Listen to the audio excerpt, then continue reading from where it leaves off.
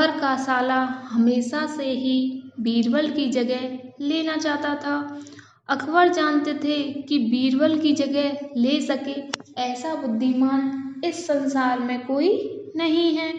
फिर भी चोरू के भाई को वह सीधी ना नहीं बोल सकते थे।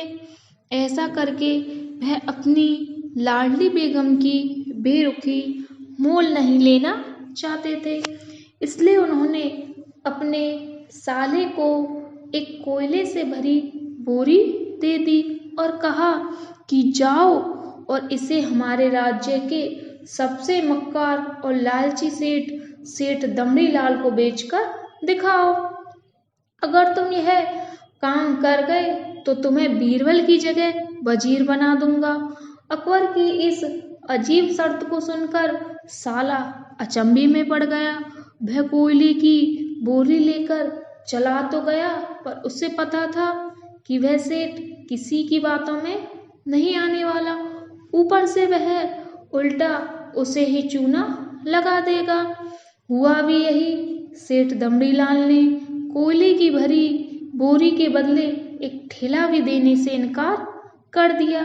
साला अपना सा मुंह लेकर महल वापस लौट आया और अपनी हार स्वीकार कर ली। अब अकबर ने वही काम बीरबल को करने को कहा। बीरबल कुछ सोचे और फिर बोले कि सेठ दमड़ीलाल जैसे मक्कार और लालची सेठ को यह कोयले की बोरी, क्या मैं सिर्फ कोयले का एक टुकड़ा ही 10,000 रुपये में बेचाऊंगा। यह बोलकर वह तुरंत वहां से रवाना हो गए। सबसे पहले उसने एक दर्जी के पास जाकर एक मखमली कुर्ता सिलवाया, हीरे मोती वाली मालाएं गले में डाली, महंगी जूती पहनी और कोयले को बारीक सुरमे जैसा पिसवा लिया। और फिर उसने कोयले को एक सुरमे की छोटी चमकदार डिब्बी में भर लिया। इसके बाद बीरबल ने अपना भेष बदल लिया और एक मेहमान घर में रुककर इश्तिहार दे दिया कि बगदाद से बड़े शेख आए हैं जो करिश्माई सुरमा बेचते हैं, जिसे आंखों में लगाने से मरे हुए पूर्वज दिख जाते हैं, और यदि उन्होंने कहीं कोई धन गाड़ा है तो उसका पता बताते हैं। यह बात शहर में आग की तरह फैली। सेठ दमड़ीलाल को भी यह बात पता चली। उसने सोचा जरूर उसके पूर्वजों ने कहीं ना कहीं धन गाड़ा होगा। उसने तुरंत शेख बने बीरबल से संपर्क किया और सुरमे की डिब्बी खरीदने की पेशकश की।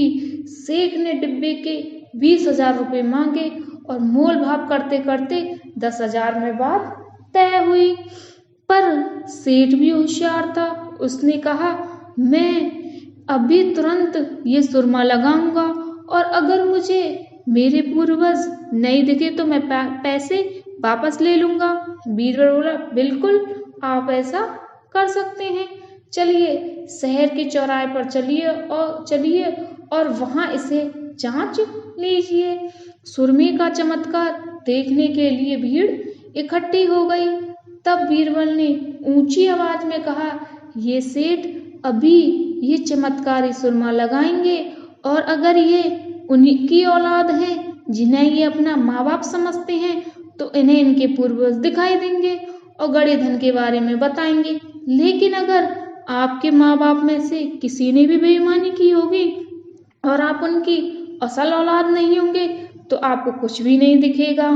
और ऐसा कहते ही बीरबल ने सेठ की आंखों में सुरमा लगा दिया।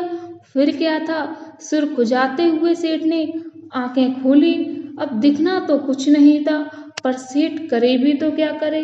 अपनी इज्जत बचाने के लिए सेठ ने 10,000 बीरबल के हाथ में थमा दिए और मुंह फुलाते हुए आगे बढ़ गए। बीरबल फौरन अकबर के पास पहुंचे और रुपए थमाते हुए सारी कहानी सुना दी। अकबर का साला बिना कुछ कहे अपने घर लौट गया और अकबर बीरबल एक दूसरे को देखकर मंद मंद मुस्काने लगे। इस किस्से के बाद फिर कभी अकबर के साले ने बीरबल का साथ नहीं मांगा। अगर आपको वीडियो अच्छी लगी तो लाइक करें, कमेंट करें एंड शेयर करें और चैनल को सब्सक्राइब करें।